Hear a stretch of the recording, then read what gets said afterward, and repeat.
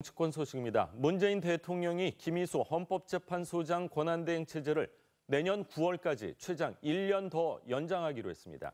하지만 야당은 국회에서 임명이 부결된 김 재판관을 계속해서 권한대행으로 두는 건 꼼수라고 강하게 반발했습니다.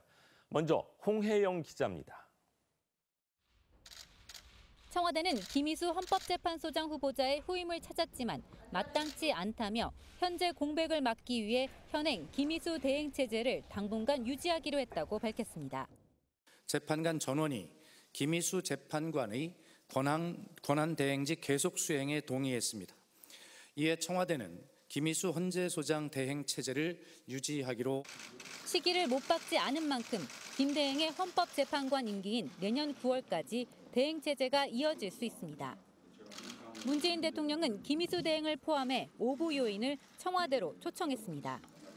김명수 대법원장께서 새로 임명되셨기 때문에 서로 인사를 나누고 또 축하하는 그런 자리가 필요하다고 생각했고요. 청와대는 대행 체제를 유지하면서 임기에 대한 법률이 보완되면 헌재소장을 다시 지명하겠다는 입장입니다. 전문가들 사이에선 논란도 일고 있습니다. 결국 국회의 부결이라고 하는 걸 사실상 무력화시키는 게 되어버리거든요. 그러면은 국회 임명 동의 제도는 있으나 마나한 제도냐? 청와대가 후임 헌법재판소장 지명을 미루면서 지난 3월 박한철 소장 사퇴 뒤 7개월 넘게 이어져 온 헌재소장 공백 사태가 내년까지 장기화될 전망입니다. TV조선 홍혜영입니다. 야3당은 국회가 부결시킨 김희수 후보자를 헌재소장 권한대행에 그대로 유지시킨 것은 국회를 무시하는 처사라며 강력히 반발했습니다. 국회를 허수아비로 전락시키고 협치를 포기한 거라고 했는데요. 파문이 점점 커질 조짐입니다. 김보건 기자가 보도합니다. 청와대의 김희수 헌재소장 권한대행 유지 방침에 자유한국당은 문재인 정부가 국회를 무시하고 오만의 극치를 보였다고 강력 비판했습니다. 역대 어느 정권도 국민의 대표기관인 국회에서 부결된 인사를 이토록 집요하게 고수했던 적은 없습니다. 이는 국회 무시를 넘어 국민에 대한 정면 도전입니다. 국민의당은 헌재 공백을 막자던 문 대통령이 이젠 오히려 공백이 낮다고 하는 모양새라며 임기 6년에 새 헌재소장을 지명하라고 했습니다. 새로운 헌법재판관을 추천하고 그 사람이 임기 6년에 헌재소장이 되는 것이 옳다고. 바른정당 역시 청와대가 삼권 분립의 헌법 정신을 무력화시키고 있다고 했습니다. 김희수 후보는 국회 부결 직후 권한대행을 내려놓는 게 맞았습니다. 문재인 청와대에게는 국회는 그저 거수기에 불과했습니다. 하지만 민주당은 충분히 이해할 수 있는 결정이라고 청와대를 옹호했습니다. 김희수 재판관 논란이 가열되면서 여야가 정기국회에서 정면 격돌할 조짐입니다. TV조선 김보건입니다. 법원이 오는 16일 만료되는 박근혜 전 대통령의 구속기간을 연장할지 여부를 이번 주 안에 결정하기로 했습니다. 법원 주변과 정치권에서 구속 연장 찬반 논란이 뜨겁습니다. 한송원 기자입니다. 박근혜 전 대통령 지지자들이 구속 연장 반대 집회를 열었습니다. 박근혜 대통령을 즉각 석방하라! 검찰과 변호인 측은 법원의 구속 연장 심리에서 공방을 벌였습니다. 검찰은 박 전 대통령이 석방되면 재판 출석 가능성이 낮아 정상 재판이 어려울 것이라면서 남은 증인들과도 접촉해 증거를 조작 인멸할 가능성이 있다며 구속 연장 필요성을 주장했습니다. 변호인단 측은 검찰이 추가 영장 사유로 밝힌 롯데와 SK 뇌물 혐의는 심리가 대부분 끝났다며 구속 연장은 피고인의 방어권 침해라고 맞섰습니다. 법원은 이번 주 내로 추가 영장 발부 여부를 판단하겠다고 밝혔습니다. 추가 영장이 발부되면 박 전 대통령의 구속은 최대 6개월 연장됩니다. 영장이 추가로 발부되지 않으면 박근혜 전 대통령은 오는 17일 석방돼 불구속 상태에서 남은 재판을 받게 됩니다. 자유한국당 홍준표 대표는 탄핵해서 끌어내리고 집권했으면 됐다면서 지방선거까지 활용하려고 영장을 재발부하는 건 과하다고 주장했습니다. 조원진 의원은 항의 단식을 시작했습니다. 무죄 석방, 불구속 구속 이것이 저와 애국 국민들의 단식의 목표입니다. 부산 등 각지에서 모인 박 전 대통령 지지자들은 법원 앞 노숙농성에 들어갔습니다. TV조선 한송원입니다. 네, 뜨거운 정치권 이슈 살펴보도록 하겠습니다. 고성국 박사, 최창열 교수 그리고 장원준 부장 함께합니다. 어서 오십시오. 반갑습니다. 자, 장 부장, 청와대가 김희수 재판관 이 대행 체제를 당분간 유지하겠다고 밝혔는데 야권의 반발 어떻게 보면은 뭐 당연할 수 있는 상황 아닌가 그런 생각이에요? 예, 야권에서 일단 지금 여기에 제시하고 있는 비판의 단어들을 제가 한번 예시해 보겠습니다. 자유한국당은 꼼수다. 국민의당에서는 산권 분립에 대한 도전이고 입법부를 무력화시키는 것이다. 또 바른정당에서는 편법적 행태이고 오만과 독선이다. 근데 이걸 왜 그런지 잘 생각해 보면 지난번에 김희수 그때도 권한 대행이었어요. 헌법재판소장으로 지명하고 원래 내년 9월까지 헌법재판소장을 시키려고 했는데 국회에서 아니다. 어쨌든 작은 표차지만 부결됐습니다. 2표 차이였죠? 그렇죠. 2표만 더 나왔으면 맞습니다. 가결됐을 텐데.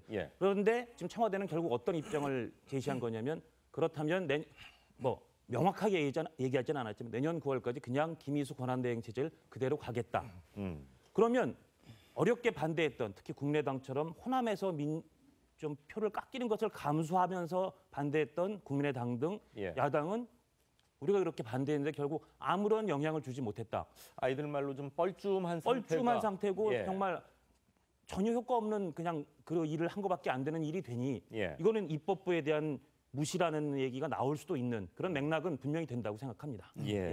정치권의 이런 반발, 뭐 당연히 청와대나 여권에서 뭐 예상을 했을 텐데 이런 봉합책을 쓴 이유 뭐라고 생각하십니까?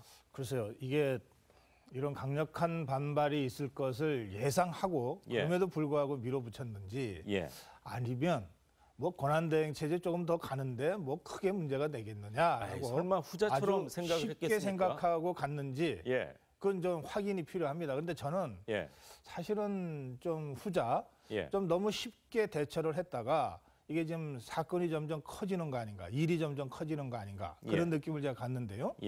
그렇게 생각하는 이유가 몇 가지 있습니다. 우선 김희수 헌법재판관 권한대행, 이게 헌법재판소가 무슨 뭐 강력한 무슨 파워를 직접 행사하는 기관이 아니잖아요.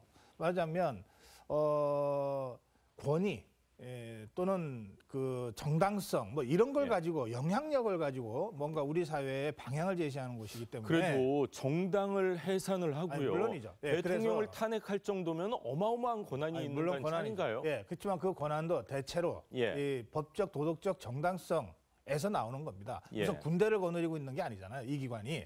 그렇기 때문에 헌법재판관 한 사람 한 사람이 명예를 목숨만큼 소중하게 생각하면서 헌법재판관 생활을 하는 겁니다.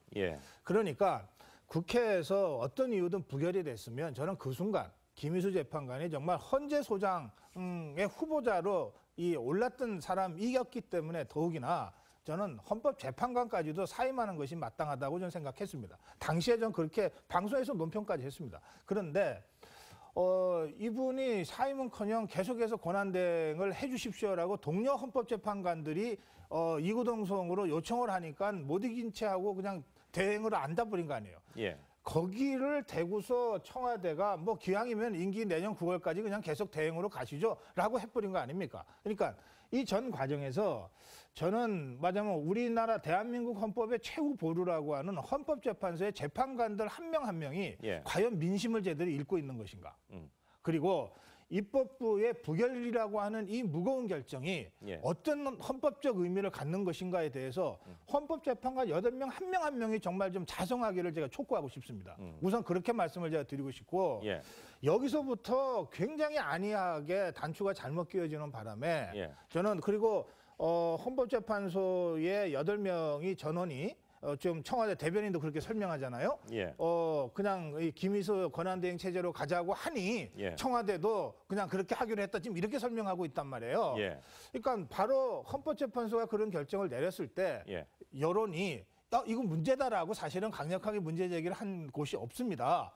왜냐하면 그때는 정말 기술적으로 뭐 다음 헌법재판소장 후보자를 추천할 때까지 새로운 뭘 권한대행을 또 하기가 그러니 기왕에 했던 김희수 대행 체제로 가자라고 이해를 했던 거예요. 예. 그런데 그게 아니라 굉장한 편법으로 1년 이상 김희수 체제로 가는 걸로 지금 청와대가 생각을 하고 있는 것으로 보이니까 예. 이건 아니다 싶어서 지금 강력하게 반발이 있는 거고 이거는 야권의 반발뿐만 아니라 예. 이 상황을 쳐다보는 국민 모두가 다 예. 이건 대한민국 헌법 가치를 수호하는 마지막 보루인 헌법재판소가 과연 이렇게 옹색하게 이렇게 편법으로 문제를 풀어도 되는 것인가에 대해서 문제를 제기하게 되어 있다. 예. 제가 그렇게 말씀드리는 겁니다. 최 교수님은 어떻게 생각하세요? 야당의 입장에서 지금 이제 뭐 삼권분립 위반이라고 얘기할 만하다고 봅니다. 일단 예.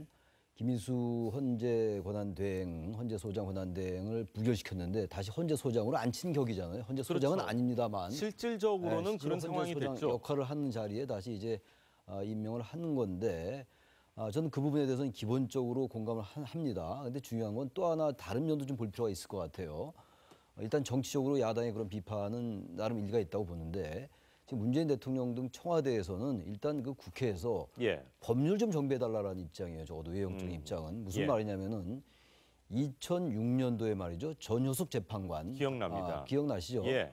그때 이제 헌재 소장으로 지명을 했는데 예. 국회에서 동의를 받고 이제 헌재 소장으로 되는 거잖아요. 예. 근데 문제는 현지 헌법재판관이 현재 소장으로 지명되게 돼 있어요. 그렇죠. 근데 그렇다면 그 현지 헌법재판관이 헌재 소장으로 지명되면 그 헌재 재판관의 남은 임기 동안 헌재 소장을 하는 것이냐, 6년이냐, 아니면 헌재 예. 소장이 될 때부터 다시 하는 거냐라는 게 아직 법에 그렇죠. 분명치가 않아요. 지금 예. 무슨 말씀이냐면 헌법재판관의 임기가 6년입니다. 예. 근데 헌재 소장의 임기가 딱 명시가 안 돼 있어요. 예. 당연히 뭐 6년을 우리가 이제 가름하는 건데 바로 그래서 그 당시 2006년도에 전효숙 당시 헌법재판관이 헌법재판관을 사임했어요. 사임하고 이제 헌재 소장이 되면 그때부터 6년을 채우려 했는데 예. 헌법 111조에 보면요. 반드시 헌법재판관, 현직 헌법재판관을 헌재 소장으로 지명되게 돼 있기 때문에 그렇죠. 새로운 사람이 갑자기 헌재 소장이 될 수는 없는 거지 거예요. 않습니까? 우리 헌법상. 그래서 그때 헌재 소장, 헌법재판관 사임했던 전효숙 재판관이 결국은 후보직을 사퇴했습니다. 예. 그러니까 그게 무슨 얘기냐면은 그런 어떤 그 애매한 지금 법적 규정이 있어요. 바로 그런 점을 정비해달라.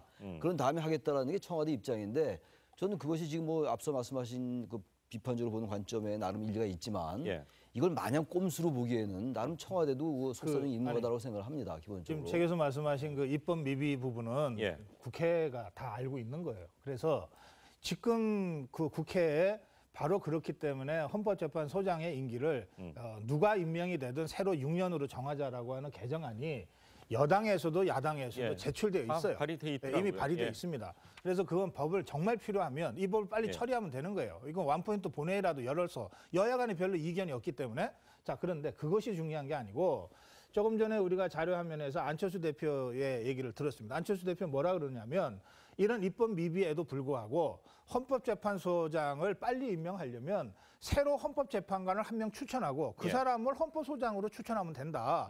그러면 지금 현행 법에 위배되지 않으면서도 새로 임기 6년의 헌법소장을 할 수도 있고 지금 어쨌든 8명이기 때문에 한 명을 빨리 또 충원해 줘야 돼요. 그러니까 그 점도 해소할 수 있는 것이니까 예. 이것은 대통령이 결단만 하면 새 헌법재판관 중에서 헌법소장을 할 만한 경륜과 이런 걸 있는 사람들을 골라서 헌법재판관으로 임명하면서 동시에 이 사람을 소장으로 추천을 하면 예. 문제가 없다. 지금 이렇게 얘기하잖아요. 그러니까 그게 좀 일리가 있는 게 그러니까, 기존에 있는 헌법재판관들이 어떻게 보면 뭐 박근혜 이명박 정부에서 임명이 됐기 그렇기도 하고요. 때문에 예. 좀 부담스러우면은 새로운 사람을 임명하면서 소장으로 임명해라. 그 얘기를 한 거 그렇죠. 아닙니까? 그래서 입법 미비 사항에 대해서는 이미 국회도 하고 있고 개정안도 제출된 상태고 예. 현행 미비한 입법 상황에서라도 대통령이 생각만 있으면 얼마든지 이 부분을 피해서 논란을 잠재우면서 처리할 수 있는데 굳이 청와대가 이걸 핑계로 예. 김희수 재판관 권한대행 체제를 1년이나 가지고 가려고 하는 거는 이거는 도대체 입법부를 뭐라고 생각하는 거냐 이렇게 반론이 되는 거죠. 이 당분간 이 권한대행 체제가 유지될 것 같은데 예. 그 김희수 재판관의 임기까지로 봐야 될까요? 어떻게 봐야 됩니까? 아까 잠깐 나왔었는데 그 헌법 대법원장 부분이랑 그 헌법재판소장 부분 다시 한번 보여주시겠습니까? 이거 어떻게 보면 헌법의 미비일 수 있는 부분인데요. 예. 보십시오. 헌법의 대법원장은 명확하게 헌법입니다. 국회 동의로도 대통령이 임명한다. 그러니까 대법원장은 꼭 대법관 중에 할 필요도 없어요. 그렇죠. 명망 있는 일종의 법조 경력만 갖추고 있으면 예. 저렇게 돼 있고 정확히 또 105조에 대법원장 임기는 6년으로 한다. 예. 중임할 수 없다. 저렇게 명확히 돼 있는데 똑같은 헌법에 다음 페이지 보여주시죠. 헌법입니다. 저게. 헌법재판소장은 국회의 동의를 얻어 재판관 중에서 대통령이 임명한다. 예. 그리고 더 112조는 재판관의 임기만 6년으로 해놨어요. 저러다 보니까 예. 헌법재판소장은 재판관 중에서 임명해야 될 것 같은데 그중에 임명하면 임기는 재판관에 대해서만 규정이 돼 있으니 남은 자녀 임기뿐이다. 그러니까 늘 소장 임명하면서 이 사람은 새로 6년 임기 못하고 자녀 임기만 해야 되고 그러다 보니까 일부의 경우에는 세 사람을 헌법재판관으로 임명하면서 동시에 헌법재판소장을 같이 하는 약간의 편법을 통해서 6년짜리 헌법재판소장을 만들어 왔던 전례가 있는데 예. 이게 늘 혼선이 있었던 거죠.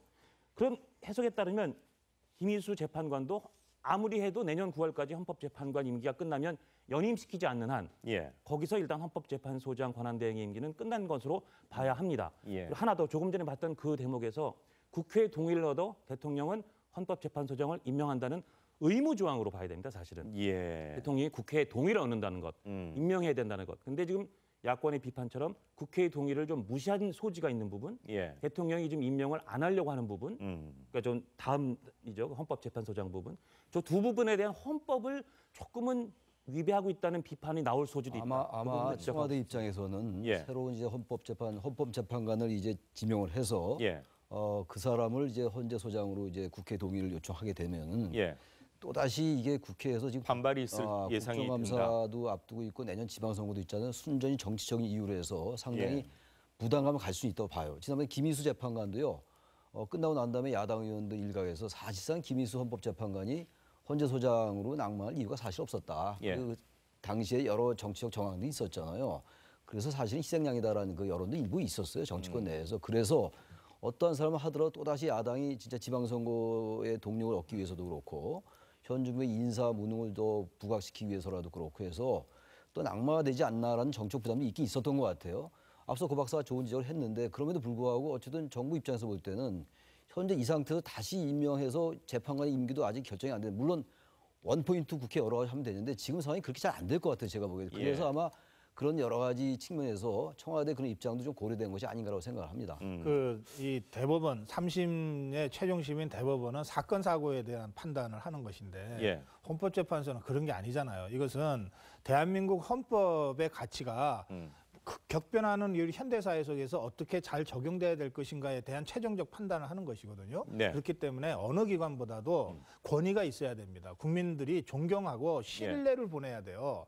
근데 이미 오늘 당장 아침에 저희가 이렇게 얘기하는 것 자체가 예. 헌법재판소를 무슨 시정의 무슨 기구처럼 지금 다루게끔 만들어 버렸잖아요. 그래서 저는 이 문제와 관련해서는 정말 대통령과 헌법재판관 8명이 깊이 성찰해야 된다고 생각합니다. 그러니까 이 헌법재판소의 위상은 곧 대한민국 헌법의 위상과 직결된다고 하는 점을 늘 염두에 두고 이 문제를 다뤄야 된다고 생각해요. 그래서 예. 이미 이렇게 흠집이 많이 생기고 상처가 크게 나버린 상태에서 이걸 법적인 테두리 안에서 가능하다고 편법으로 예. 이렇게 해서 앞으로 1년 가까이를 끌고 가는 것이 과연 국가를 위해서나 대한민국 헌법의 존엄을 위해서 필요한 일인가에 예. 대해서 예. 저는 대통령부터 좀 깊이 성찰할 것을 촉구합니다. 예.